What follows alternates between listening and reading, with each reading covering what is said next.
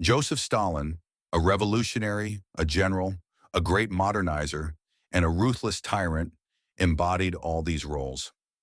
As one of the most influential figures of the 20th century, Stalin rose from humble beginnings to become the leader of the Soviet Union, transforming it into one of the world's largest superpowers.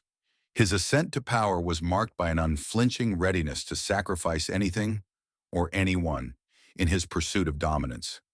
Political opponents were executed, citizens lived in fear of the secret police, and millions were condemned to backbreaking labor in the infamous Gulag camps. This is the story of Joseph Stalin. Born as Iosif Vissarionis Yugashvili on December 6, 1878, in the small Georgian town of Gori, located on the fringes of the Russian Empire, Stalin's early life seemed unremarkable. His mother, Ekaterina Galatsa, was a skilled dressmaker, while his father, Bessarion Yugashvili, worked as a successful cobbler. Initially, young Joseph enjoyed a relatively comfortable upbringing. However, this stability was short-lived.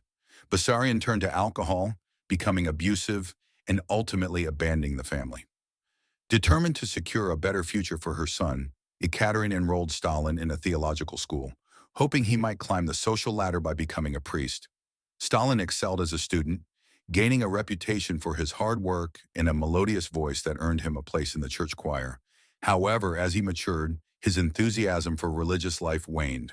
During his third year at the seminary, Stalin's growing disenchantment with religion coincided with his exposure to radical ideas.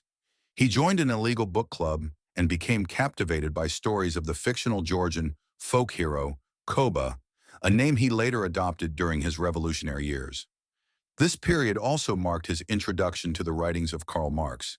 The foundational ideas of Marxism, advocating class struggle and the overthrow of oppressive systems, deeply influenced Stalin and shaped his worldview. Stalin's political engagement intensified as he aligned himself with the Social Democrats, a revolutionary socialist party aiming to dismantle the Russian monarchy. His commitment to these ideals had severe consequences for his academic career. His grades faltered, his reputation at the seminary deteriorated, and he was eventually expelled in 1899 for missing prayers and possessing banned literature. At the age of 22, following a period of harsh governmental crackdowns, Stalin went underground to pursue a life of full-time revolutionary activity. Despite his youth, he quickly earned a reputation for being exceptionally ruthless and vindictive, unhesitant to employ extreme measures to assert his dominance within the party. His fierce demeanor and tactical acumen propelled him to the forefront of local revolutionary leadership. Stalin's ideology drew him to Vladimir Lenin, the leader of the Bolsheviks, a radical faction within the socialist movement advocating militant action.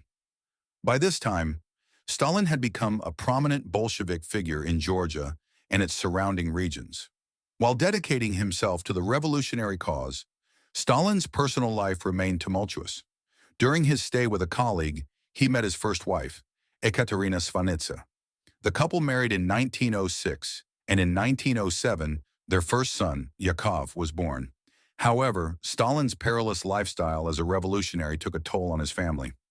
Shortly after relocating to the city of Baku, Ekaterina fell gravely ill and passed away in November 1907. Her death deeply affected Stalin, who reportedly stated that her passing left him emotionally hardened. Joseph Stalin's life took a dark turn following the tragic death of his first wife, Kato Svanitsa. Deeply affected by her passing, Stalin remarked at her funeral, "This creature softened my heart of stone. She died, and with her died my last warm feelings for humanity." Overwhelmed by grief, Stalin abandoned his 8-month-old son, Yakov, to be raised by his wife's family, not returning to see him for several years. This loss seemed to solidify the steely persona he would become known for. As time passed, Stalin's ascent within the Bolsheviks continued. His methods became increasingly ruthless, as he financed revolutionary activities through armed robberies, protection rackets, and kidnappings for ransom. In 1912, he adopted the name Stalin, meaning man of steel, a moniker that reflected his growing reputation. However, his notoriety also made him a key target for the authorities. By 1913, Stalin was arrested and sentenced to 4 years of exile in Siberia, an unforgiving and desolate region of eastern Russia.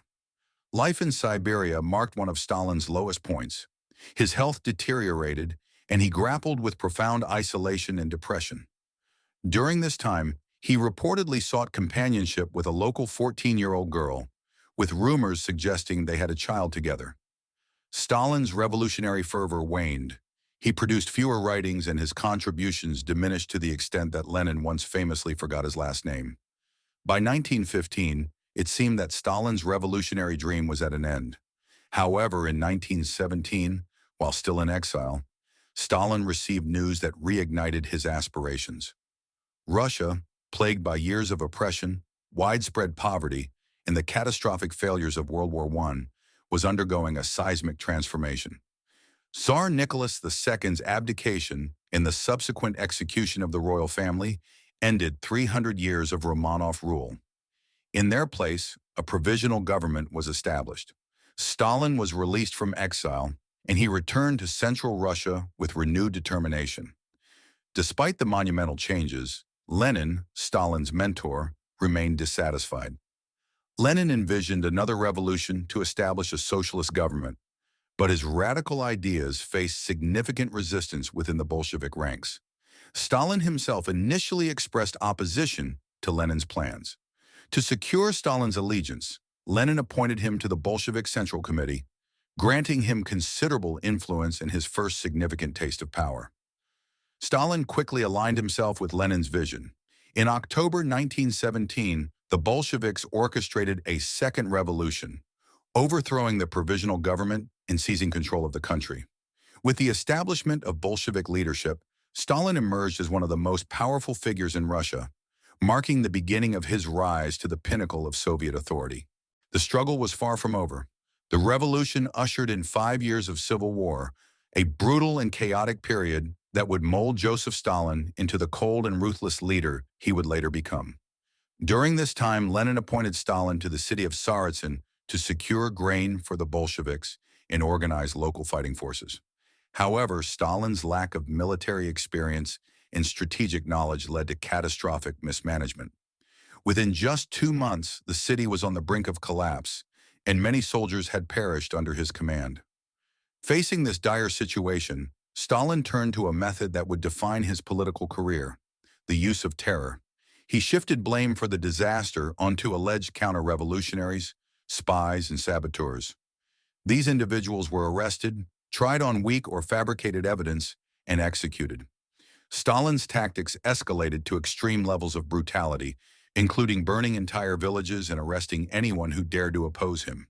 His draconian actions not only secured grain supplies but also established his reputation as a leader who would stop at nothing to achieve his goals. This period of terror brought Stalin into direct conflict with Leon Trotsky, the head of the Red Army, who viewed Stalin as a dangerous political rival. Trotsky voiced his concerns to Lenin, leading to Stalin's removal from Tsaritsyn. This marked the beginning of a bitter rivalry between the two men, a conflict that would culminate in only one of them surviving. In 1922, the Soviet Union was formally established, and Stalin was elected General Secretary of the Communist Party. This seemingly administrative position proved instrumental to his rise to power. It allowed him to control the agenda for Politburo meetings and Soviet government decisions, while also placing the careers of numerous officials under his influence. Through this role, Stalin cultivated a loyal network of supporters, solidifying his base of power. Towards the end of 1922, a significant power vacuum emerged as Lenin suffered a series of debilitating strokes that impaired his ability to govern. Alarmingly for Stalin, Trotsky managed to align himself with the ailing Lenin, gaining a strategic advantage in the ongoing power struggle. Stalin's response was characteristically ruthless. In a heated phone call, he unleashed a tirade of abuse on Lenin's wife, an incident that so enraged Lenin that he called for Stalin's removal from government. This created a dangerous rift between Stalin and Lenin, threatening Stalin's political ambitions. Lenin's death in 1924 provided Stalin with a pivotal opportunity to reframe their relationship in the public eye. Seizing control of the funeral arrangements, Stalin positioned himself as one of Lenin's pallbearers, a politically symbolic role that portrayed him as the guardian of Lenin's legacy. Lenin was enshrined in Moscow's Red Square, and Soviet propaganda emphasized Stalin's connection to the revered leader. In a calculated move, Stalin ensured Trotsky missed the funeral by giving him the wrong date, further undermining his rival's credibility. Over the following years, Stalin adeptly manipulated events to consolidate his power. He pitted rivals against each other, gradually eliminating opposition through demotions, arrests, and exiles. By 1928, Stalin had emerged as the uncontested leader of the Soviet Union, having systematically dismantled his competition. His rise to power marked the beginning of a new era, one that would be defined by his authoritarian rule and the profound impact he would have on the Soviet Union and the world. To achieve his vision, Stalin launched a series of 5-year plans aimed at growing Soviet industry. These plans set ambitious production targets, which Stalin would double and even triple, often ignoring the advice of economic experts. The result was chaotic. Inflation soared, budgets were non-existent, and entire factories were constructed with incomplete blueprints. Despite the inefficiencies and the chaos, production did increase significantly, marking the Soviet Union's emergence as a modern industrial nation. The construction of massive infrastructure projects, such as the Dnieper hydroelectric station and the Moscow metro, symbolized this newfound industrial might. However, the human cost of this industrial push was staggering. Workers were subjected to grueling conditions, with harsh penalties for failing to meet quotas. Accidents were frequent, and safety measures were often neglected. Propaganda campaigns glorified laborers, especially the so-called Stakhanovites, who supposedly achieved extraordinary productivity, further pressuring workers to exceed their limits. To support industrial growth, Stalin implemented a policy of forced collectivization. Peasants, who made up the majority of the Soviet population, were stripped of their private property and forced to work on collective farms managed by the state. Those who resisted faced brutal repression. They were beaten, shot, or sent to labor camps known as gulags, where they were subjected to grueling conditions and often used as slave labor. This policy met with widespread resistance. Many peasants chose to burn their crops and slaughter their livestock rather than surrender them to the state. In response, Stalin's government resorted to extreme measures. Villages that refused to comply were bombed out of existence by the Soviet Air Force, and anyone suspected of hoarding grain was accused of being a kulak, or enemy of the state, often facing execution or deportation. The consequences of collectivization were catastrophic. Agricultural production plummeted, leading to a devastating famine that reached its peak in the winter of 1932 to 1933. The famine is estimated to have caused the deaths of up to 7 million people, with millions more left permanently disabled. Parents, driven by desperation, sold their children for food, and cases of cannibalism became widespread in the countryside. Ukraine was hit hardest by the famine, with an estimated 3.5 million people perishing. The Ukrainians called this tragedy the Holodomor, meaning murder through starvation. Stalin exacerbated the situation by exporting 2 million tons of food from Ukraine during the famine and forbidding its starving inhabitants from leaving the region. Those who tried to flee were turned back by armed guards or left to die. For many Ukrainians, there was no escape. Their only option was to wait and perish. The Soviet government's actions during the Holodomor have been widely regarded as a deliberate attempt to break Ukrainian resistance to collectivization. Stalin's policies devastated Ukraine, reducing its population and leaving deep scars that resonate to this day.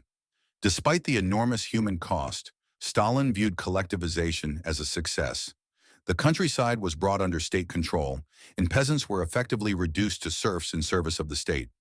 The grain extracted from rural areas fed the industrial workforce and supported the Soviet Union's ambitious industrial projects. For Stalin, these outcomes justified the means, no matter how brutal or inhumane. The famine and the suffering it caused were largely concealed by Soviet propaganda, which portrayed collectivization as a triumph of socialism. The true scale of the tragedy would only be revealed decades later, serving as a grim testament to the devastating impact of Stalin's policies on the Soviet population. By the mid-1930s, Stalin's grip on power was absolute, but his reign was increasingly overshadowed by paranoia. Convinced that enemies and conspiracies lurked in every shadow, Stalin began a ruthless campaign to secure his authority. This era of suspicion and terror would become one of the darkest chapters in Soviet history, beginning with the assassination of Sergei Kirov in 1934. Kirov, a prominent Soviet politician and rising star within the Communist Party, was widely regarded as a potential rival to Stalin. Although the circumstances of his murder remain mysterious, it provided Stalin with the pretext to launch a campaign of repression against his perceived enemies. The Kirov assassination marked the onset of the Great Purge, a brutal campaign targeting political opposition. Between 1936 and 1938, a series of show trials were orchestrated to eliminate Stalin's old Bolshevik rivals. These trials were little more than public spectacles. The accused were convicted based on fabricated evidence, often extracted through torture, and were then executed. Prominent figures who had been instrumental in the 1917 revolution found themselves accused of treason and conspiracy. Among these were Grigory Zinoviev, Lev Kamenev, and Nikolai Bukharin, veterans of the Bolshevik movement who had once shared Lenin's vision for the Soviet Union. With their elimination, Stalin systematically dismantled the legacy of the revolution, replacing these figures with younger politicians who owed their loyalty entirely to him. These new leaders lacked the experience and independence of their predecessors, ensuring that Stalin's decisions would remain unchallenged. Stalin's paranoia soon extended to the Red Army, whose growing influence he perceived as a potential threat to his rule. Accusations of treason and espionage, often baseless, swept through the military ranks. In a devastating blow to Soviet defense, over 35,000 officers were purged, including the execution or imprisonment of most senior commanders.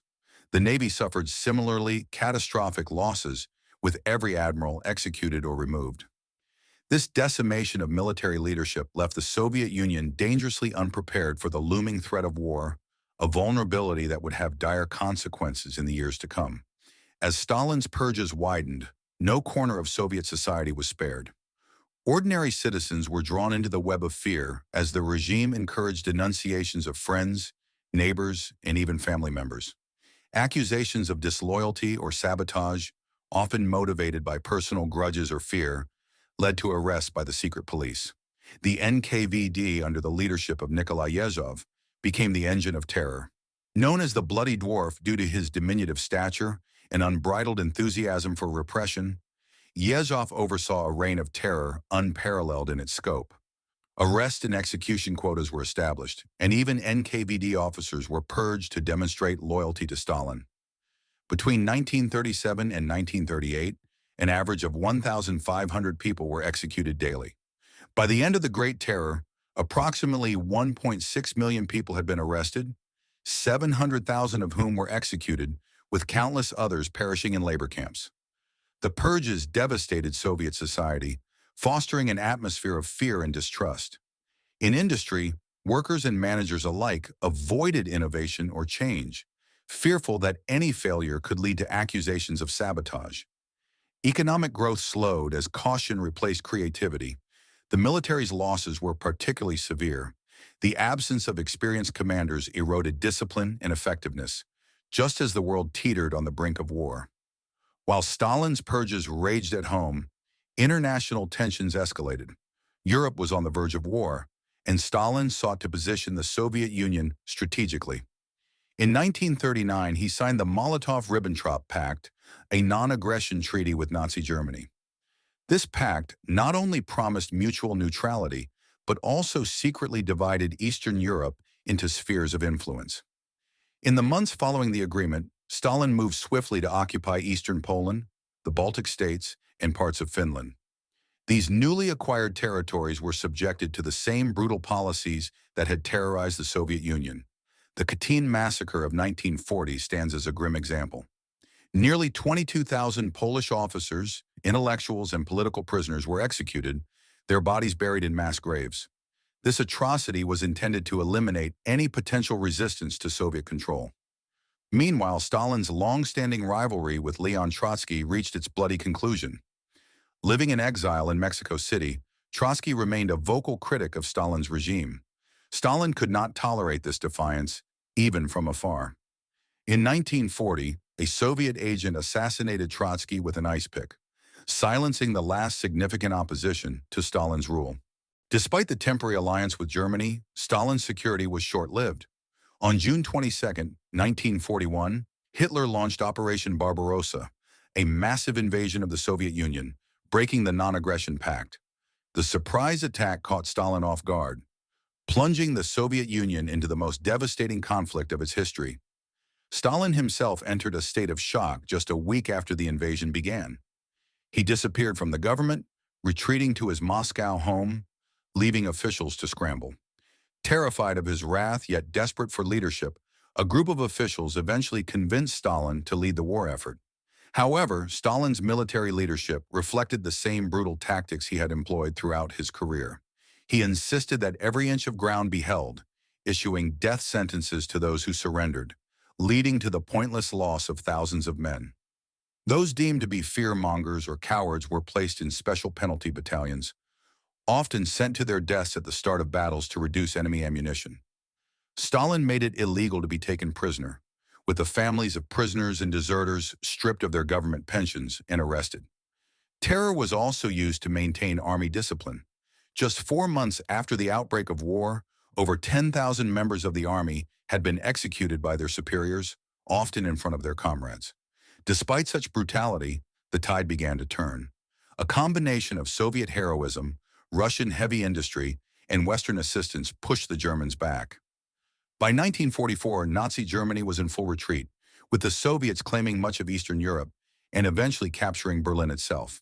However, victory came at a tremendous cost: 25 million Soviet lives, the highest death toll for any country in the Second World War. Victory in the war greatly benefited Stalin's dictatorship. Soviet propaganda portrayed him as a hero, solidifying his control over the nation. Stalin's rule went unquestioned as he now presided over a vast empire spanning 2 continents. From his humble beginnings in Georgia, he had risen to become the leader of the second most powerful country on earth, surpassed only by the United States. With new territories extending from the Baltic to the Adriatic Sea, Stalin asserted his influence over Eastern Europe. As Winston Churchill famously remarked, an iron curtain had descended across the continent. Thus began the Cold War, a conflict that would dominate the latter half of the 20th century, with Stalin battling the West for ideological and territorial supremacy.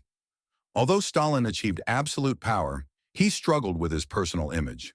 Standing at just 5 feet 4 inches tall, he often wore shoes with thick soles to appear taller. His face, heavily scarred from smallpox in his youth, was another source of insecurity.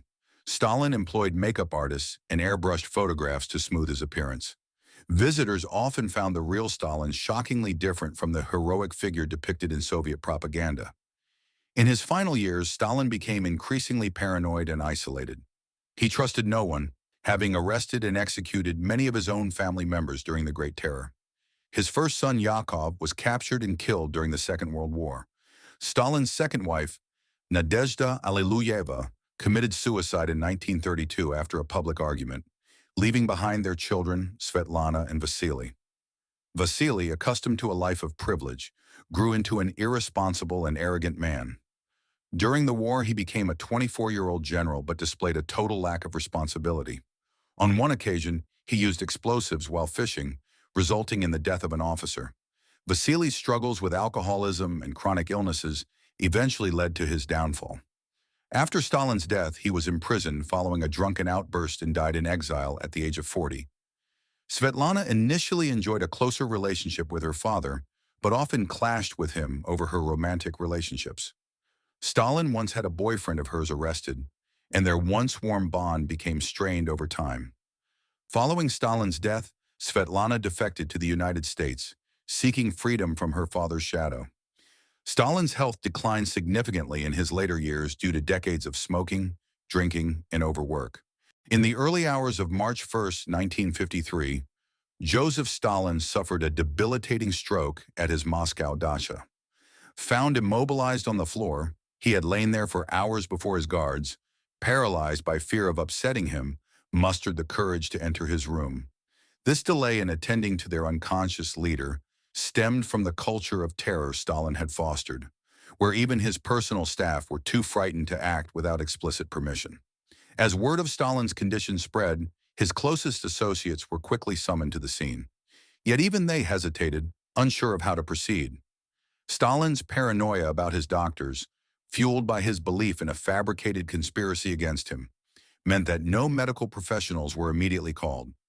It would take hours before anyone dared to summon a doctor, and by then, the damage was irreversible. Stalin had suffered a massive cerebral hemorrhage, leaving him paralyzed and unable to communicate. Despite the best efforts of the summoned medical team, the dictator lingered in this state for several days before succumbing to his condition on March 5, 1953, at the age of 74. Stalin's death marked the end of an era defined by unparalleled repression and state control. His rule had transformed the Soviet Union into a global superpower and played a decisive role in the Allied victory during World War II. However, these accomplishments came at an extraordinary human cost. Between 1930 and 1952, over 26 million people were shot, imprisoned, or subjected to internal exile, an average of over 1 million per year. At least 60 million Soviet citizens experienced some form of repression during Stalin's reign, ranging from forced labor on dangerous projects to arbitrary arrests and evictions. Despite the horrors of his regime, many Soviet citizens remained devoted to Stalin until his death. State propaganda played a crucial role in shaping his image as a benevolent leader and a father figure to the nation.